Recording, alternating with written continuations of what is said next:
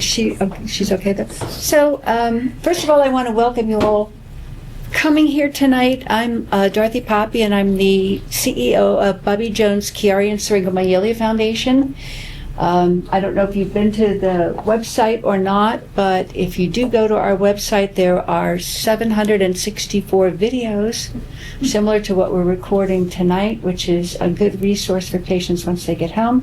Tonight, of course, we're doing this amazing video. And honestly, I don't think we've had anybody like Dr. Pareto do anything like this, so I'm really excited. Dr. Henderson is like our expert, truly an expert for all these years for us. So we're very grateful that he came down to do one of these here. He's involved in a number of research projects that we're working on. So I encourage you, I don't want to take too much time, encourage you to go to the site, learn about the research and the education projects that we're working on. If you have any questions, please reach out. We're in the office 7 days a week. Thanks. And now, Dr. Henderson.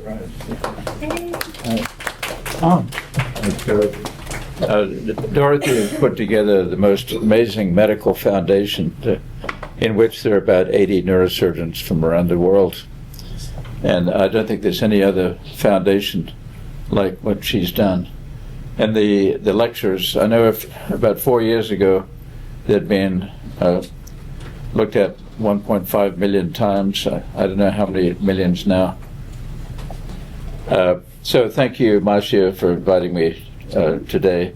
And I'm going to talk about cranio-cervical instability in the broad and narrow context. So I'd like to, there you go. I'd like to honor some of my mentors, Dr. John Jane, Fano Pro, and also Professor Alan Crockett, with whom I studied,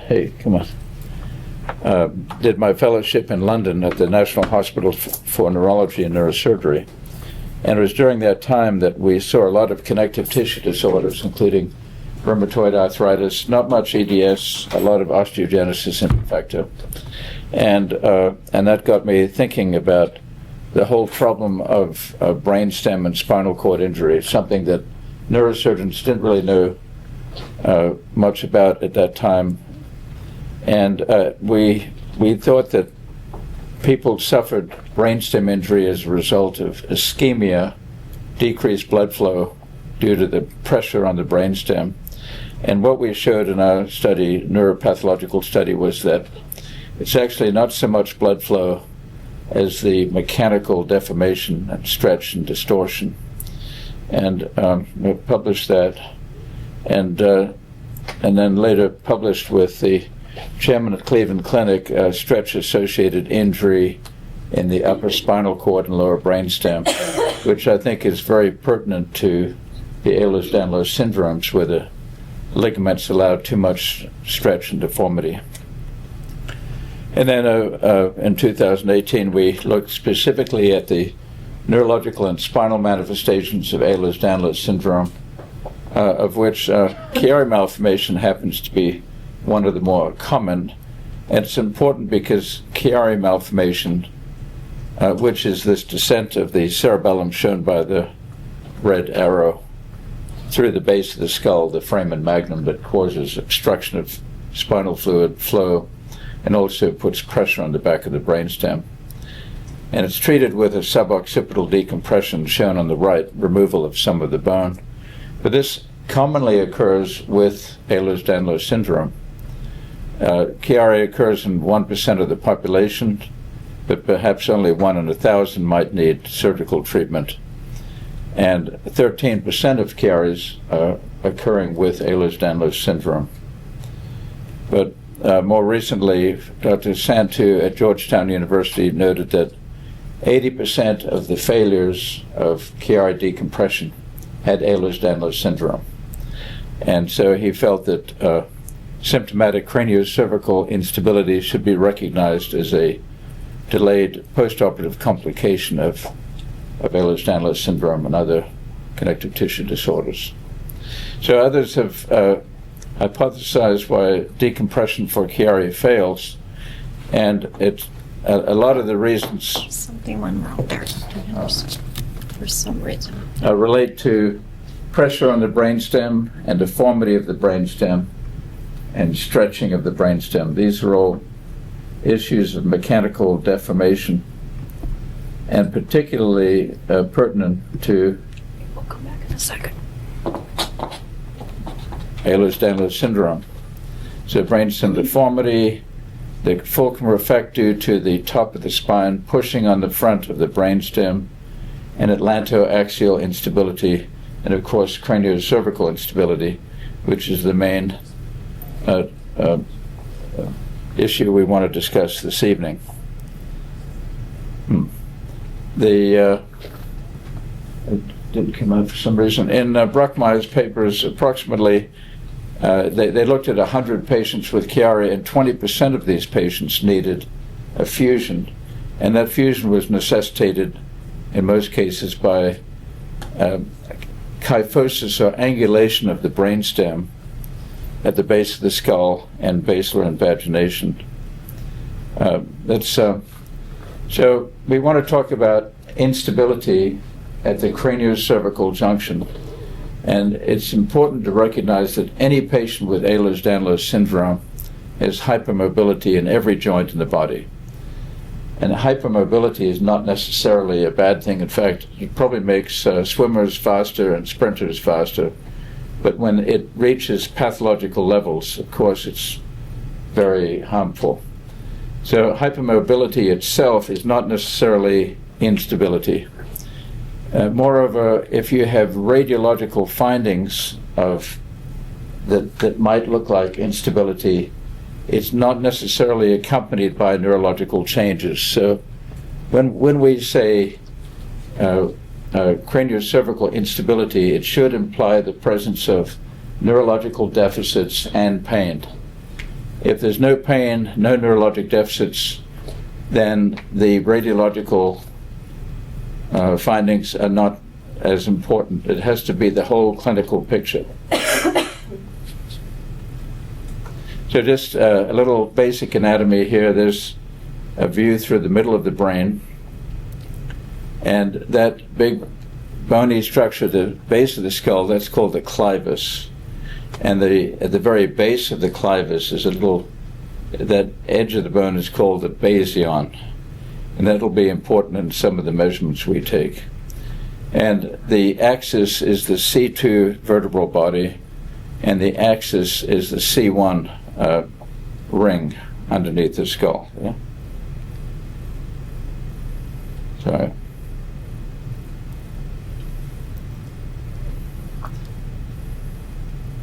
So when we talk about cranio-cervical instability, most surgeons are thinking about acute instability following a motor vehicle collision or fall from a ladder. And they're looking at these findings. On the left, you see an opening between the base of the skull, the condyle, and the C1 lateral mass. In the middle, you might see lengthening between the skull and the odontoid, that red line. That's a prolonged basion dental interval. And in the upper right, increased space between the dens, the C2 vertebrae, and the anterior ring of C1. And when that reaches 7 millimeters, that's considered a critical level of instability. And below on the right, you might see the interruption of the tectorial membrane right there. And this is an unstable and stenotic cranio-cervical junction. So the interesting thing is, however, that acute post-traumatic cranio-cervical instability actually shares a lot in common with chronic instability of EDS. Namely, you need the clinical data to support the diagnosis. The CT findings are often not reliable, and in fact, the CT may be completely normal. In fact, especially with EDS, a lot of the radiological findings are very subtle and would be deemed normal by most people. With cranio-cervical instability, atlantoaxial instability is very common. That's between the C1 and C2, because they share the same ligaments. So if you have instability between the cranium and the spine, you're likely to have instability in the upper two levels of the spine. And in many of these cases, there's an abnormal Bayesian axis interval, and I'll show you what that is in a minute. But if you look on the right there, these little red arrows, all of these patients had a prolonged Bayesian axis interval. So 12 years ago, the Chiari-Syringomyelia Foundation, which is sponsoring tonight, brought together these 17 universities and established a consensus statement way back then that ventral brainstem compression or deformity or kinking of the brainstem was potentially injurious to the brainstem and upper spinal cord. Makes sense. And the deformation of the brainstem presents as a cervical medullary syndrome. So what is that? That's the presence of a headache and suboccipital or neck pain, and then bulbar symptoms. These are brainstem symptoms, including changes in vision, hearing, balance, vertigo, lower cranial nerves like dizziness, choking, dysphagia, difficulty swallowing, and dysautonomia, the abnormal functioning of the autonomic nervous system. And also symptoms of the upper spinal cord, so weakness, clumsiness, altered sensation, gait changes, and even things like urinary urgency and frequency. And third, the consensus agreement was that there were three metrics that would be useful in defining the population who might be appropriate for craniocervical fusion stabilization. Clival-axial angle, the Grab-Map-Stokes measurement, and the Harris's measurement. And I'm going to discuss these now. And these three measurements have moreover been validated recently in the Journal of Neurosurgery by Marath and Failings. Failings used to be critical of the diagnosis of EDS, but now he's published a number of papers on the subject, so it's good that he's come around. In that manuscript, they note the importance of performing dynamic imaging in flexion and extension. Because if you have a ligamentous problem, lax ligaments, it stands to reason that that laxity will be most evident under the force of gravity in flexion and extension. So this is the clival-axial angle, and you see the picture of the brain here. And now we're looking just at this part here. Here's the clivus, and here's the axis C2, and that's a normal angle, but less than, somebody's not coming up here, but less than 135 is pathological, potentially. There may be people with 135 that have no symptoms at all, but when you get less than 135, you're getting into an abnormal level of kyphosis there.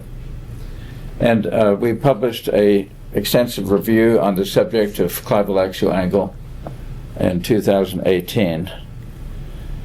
Now, the Grab-Oaks measurement was actually described by a pediatric neurosurgeon in Alabama, and a line drawn from the Bayesian to the posterior inferior aspect of C2. From that line, a second line is drawn perpendicular from the dura to that line, and if that measures more than 8 millimeters, that's representing potentially compression against the front of the brainstem, and it's an indicator for possibly needing a fusion stabilization. So now the Harris measurement is the most important for craniocervical instability, and it's probably the measurement about which neurosurgeons have the least understanding.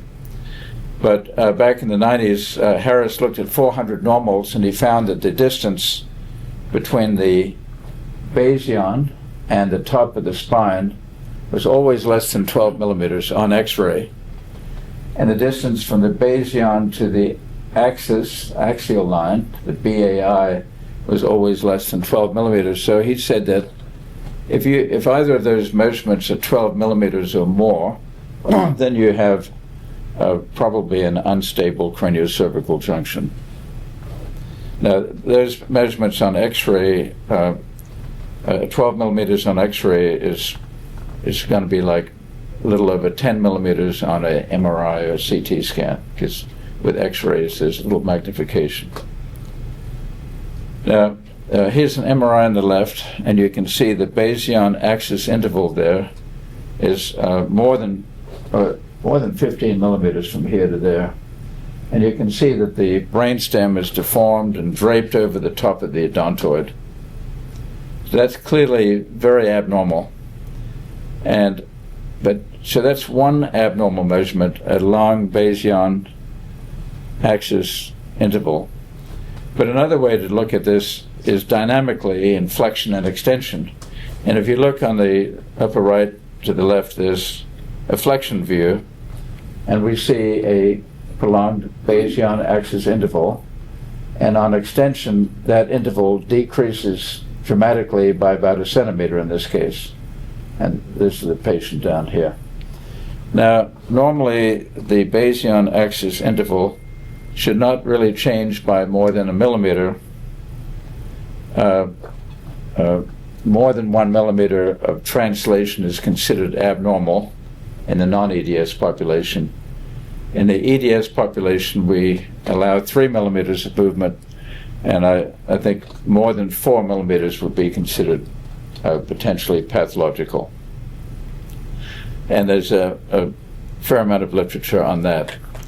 Now, there's a famous neurosurgeon in India called Atul Goel, who's performed hundreds of atlantoaxial fusions, and who strongly believes that and it's true, that the C1,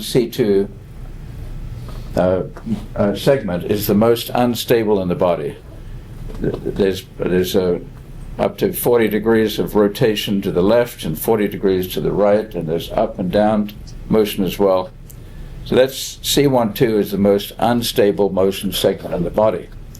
So he addresses all of his attention to that, and he says that the cranio-cervical junction, on the other hand, is a ball and socket joint like this, and it's one of the most stable in the body. So you may say, well, why are we talking about cranio-cervical instability if that's such a stable joint? And the answer is because that joint is not stable in the presence of many of these EDS and basilar invagination conditions. There's an excellent manuscript by Huang out of China of 80 controls, 63 patients with Chiari malformation and 42 with Chiari malformation and basilar invagination, these skull base abnormalities. And in the normal population, there was a very stable ball and socket joint, and there was no evidence of any instability. However, in the patients with Chiari and basilar invagination and these other issues we're talking about, there's flattening of this joint, which allows sliding or translation of the condyle of the skull on the top of C1. So that's how you get abnormal translation between the cranium and the spine. Now, moving down to C1-2, most patients, as I said, with craniocervical instability also have atlantoaxial instability. And this is mostly in the Ehlers-Danlos population of a rotatory form. And so if we look at if we cut the spine right here and look at it from the top, here's C1 and here's C2, and you can see that these bones have almost rotated off one another, and that's almost a dislocation there. So this is a rotatory subluxation. That's what we most commonly see with EDS. And when it does that, it makes the spinal canal very small, obstructing spinal fluid flow and sometimes compressing the spinal cord. But if you look at this on an X-ray from the side, it may look quite normal. So it's a little confusing to people who are not familiar with rotatory subluxation. And this is due to abnormality of the alar ligament. And Chris Centeno in Colorado and his group are famous for trying to improve the strength of that ligament with stem cells and so on. So that's the alar, and here it is on a coronal front view in black, and here's a alar ligament that's broken right there. And so we can diagnose rotatory instability with a rotational CT scan, where the patient lies on their back supine and a CT with the head rolled to the right in this case. And we see the C1 ring is rotated in the middle view 85 degrees, and the C2 vertebra is rotated 40 degrees. So the difference is 45 degrees, and that angular displacement is 45 degrees, with 41 degrees being the threshold. So when the angle between C1 and C2 exceeds 41 degrees, then you're in the realm of potential rotatory subluxation. And we can do a 3D CT, and you might notice this area here, that's the superior facet of C2, and it's almost uncovered by the facet of C1, so that's almost dislocated. And so when you lose that coverage, when the facet sublux that much, my threshold is 90%. When there's loss of 90% of coverage, then you have instability. Another way of looking at instability at C1-2 is with a DMX, the digital dynamic fluoroscopy, and looking at an open mouth view, you can see the C1 ring here sliding sideways off C2, and you might see a gap there of about 6 millimeters right here. The normal person slides no more than 1.6 millimeters, so our threshold is twice that, 3 millimeters. If there's more than 3 millimeters lateral translation, then they might have atlantoaxial instability. So I'm going to give you the results of cranio-cervical fusion stabilization in 53 patients with Ehlers-Danlos syndrome. And so our indications are the presence of a severe headache, more than 7/10, the presence of the cervical medullary syndrome, which we discussed, the brainstem and spinal cord symptoms and findings, the neurologic deficits, which include the lower cranial nerves and vision and vertigo and weakness, sensory loss, hyperreflexia at the knees, the pathological reflexes, and then the radiological findings. And in this study, there were 50 women, 3 men. Men being the stronger of the species don't have this as much. I don't mean that enough. No, I do, but anyway, sometimes we get CT angiograms, and not infrequently we see that the vertebral artery, which is right here, ending in the posterior inferior cerebellar artery, and it doesn't go up to join the basilar. So this artery relies on the integrity of the opposite one to backfill, and if this one gets compressed, the left one, then you can get ischemia, intermittent ischemia in the brainstem and transient neurologic deficits. And in this case, on the picture on the right, with bending of the neck, there's obstruction of the vertebral artery. And in this case, the vertebral artery entered one level lower. So if you weren't aware of this, you could cause a arterial injury putting in the screw.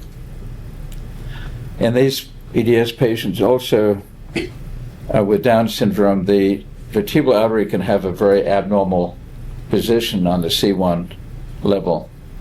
And in addition, the pedicle, the anatomy through which we place the screw, can be extremely small, so that it can be very difficult to place these screws.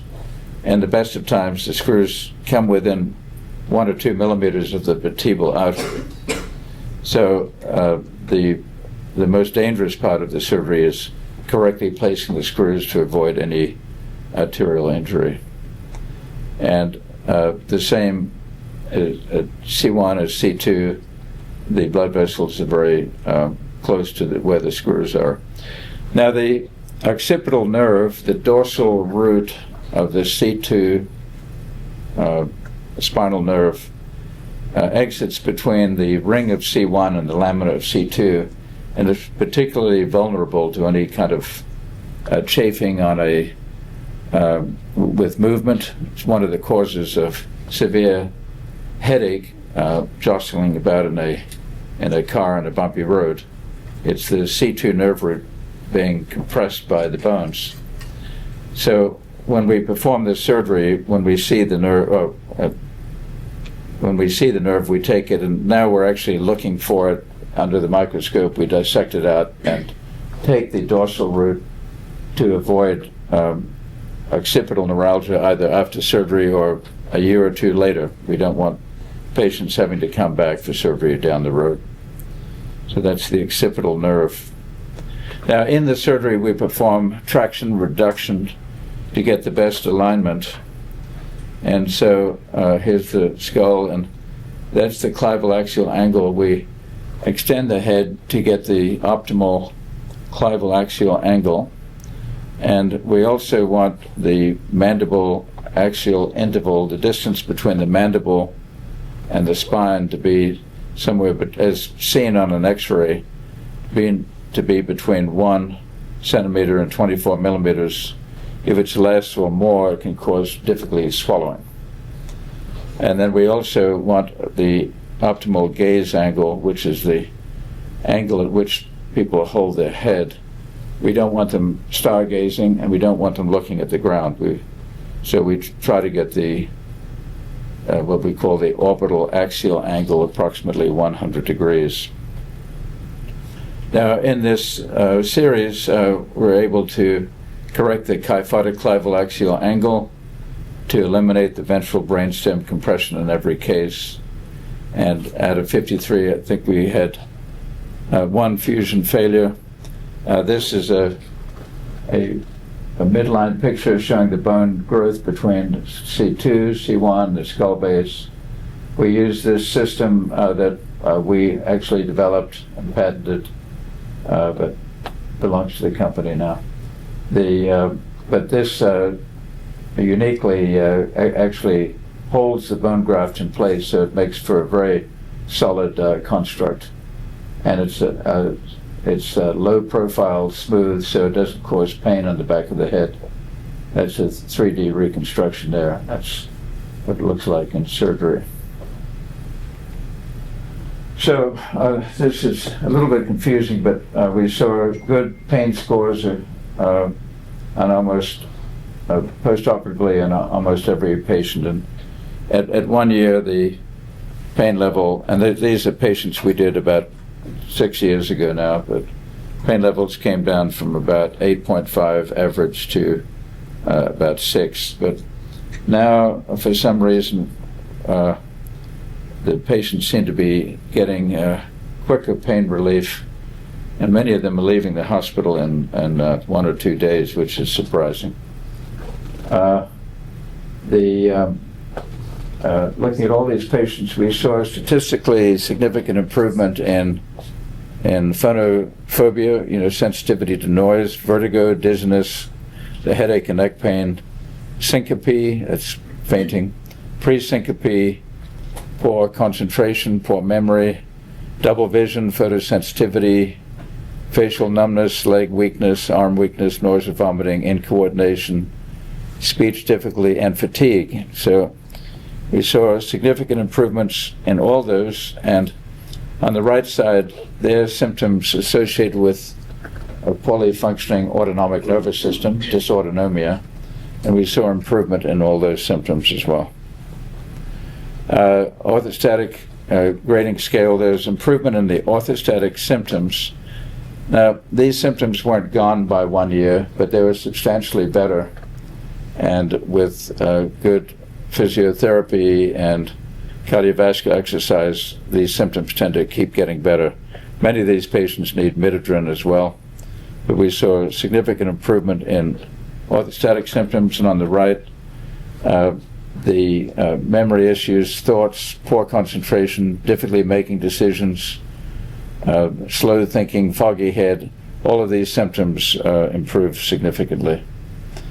This Cranio-cervical score on the left, blue is before surgery, and with an average around 50, these patients were very disabled. And after surgery, the Cranio-cervical score improved to around 70. So the majority of patients returning to university had many get their PhDs, and many go back to being taking care of their family or going back to school or work. Looking at whether patients would repeat the surgery, 96% said they would repeat the surgery. 3 said they would not repeat the surgery. But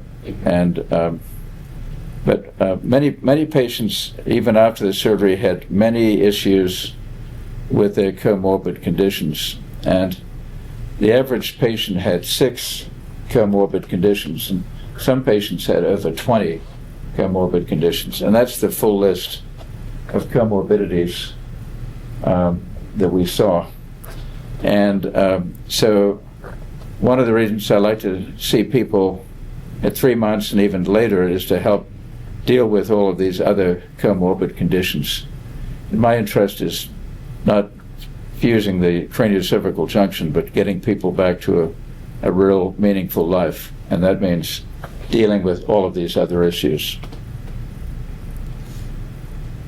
So there's no difference between those patients with low-lying cerebellar tonsils and CSF flow obstruction, for whom we performed a decompression, and the patients who didn't have those problems. They all did about the same. So the Chiari did not affect the outcomes. We had no intraoperative complications. We had 4 of the 53 patients who had a wound dehiscence, usually about a month after surgery, that had to get repaired, and 1 who may have had an infection, although the culture was negative. But we've made some changes now, and we've not had any wound dehiscences in the last 18 months. So that's right. What about loss of range of motion? And I've heard many surgeons express real dissatisfaction with the idea of fusing the skull to the spine because of loss of range of motion. But especially in the EDS population, range of motion is not an issue.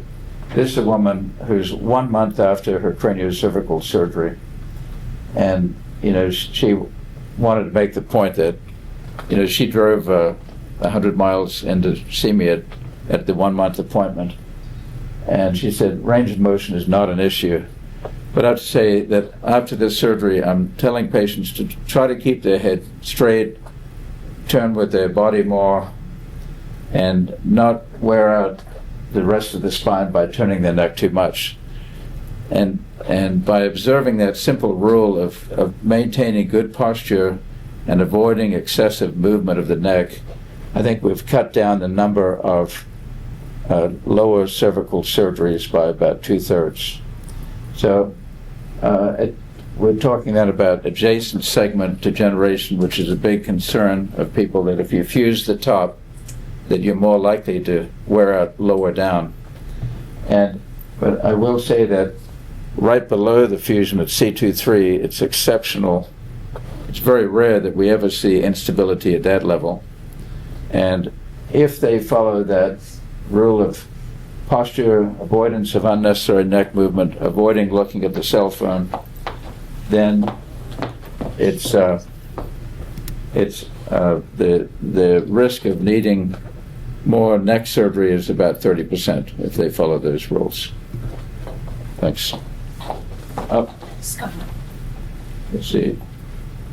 Okay, so what is causing all of these problems? And so here's a brainstem, upper spinal cord in the neutral position, and with neck rotation, there's a great deal of torsion on the brainstem. So it should be, I think, intuitively obvious to you that if you twist the brainstem, you're going to cause problems. And we actually patented a mathematical predictive analysis of brainstem torsion and stretch, and correlated it very well with clinical findings. This was work 15, 20 years ago. And we proved to ourselves that mechanical deformity and stretch does correlate very well with neurological symptoms and outcomes. When we corrected the stretch, the pain and the deficits went away. And this has more recently been validated by other researchers. Well, when you twist and deform the brainstem, you also twist and deform these sympathetic fibers here, and that, I think, contributes significantly to the overall dysautonomia.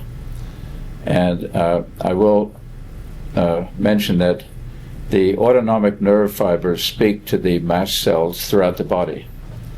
And so when we when we improve the autonomic nervous function, a lot of the mast cell activity improves, but not always, but most of the time. It's also been shown if you stretch a nerve, you cause the myelin to disassociate, and you get clumping of the inner parts of the nerves and formation of these axon bulbs. And more illustratively, if you look at this rat optic nerve stretching 20% of its length, in 3 days it develops these axon retraction bulbs. So the same thing we see with diffuse axonal injury in the brain following trauma. And if you stretch nerves, it can also allow this calcium influx into the cell, which can be deleterious. And stretching the nerves finally can trigger apoptosis, which is programmed cell death. Finally, the most obvious cause of many of these deficits is the decreased blood flow through the vertebral arteries. When you attenuate the artery from rotation, you can cause ischemia. And this is particularly evident when there's one artery much bigger than the other, or there's some anomaly of the circulation there. So in conclusion, the severe headache and neck pain, symptoms of the cervical medullary syndrome, especially the weakness, lower cranial nerve dysfunction, and long tract findings, which are hyperreflexia and Hoffman other pathological reflexes. These things should prompt the consideration of cranio-cervical instability. And this diagnosis is facilitated by dynamic upright flexion extension imaging of the cervical spine. If necessary, you could get a CT scan lying down, but that's not nearly as accurate. You're not dealing with gravity. It's not a physiological position to be lying down flexion extension. And normally, if you have horrible instability in your neck and you're simply lying flat on a table, that spine can appear completely normal because you're not stressing the ligaments. You have to stress them to show the instability.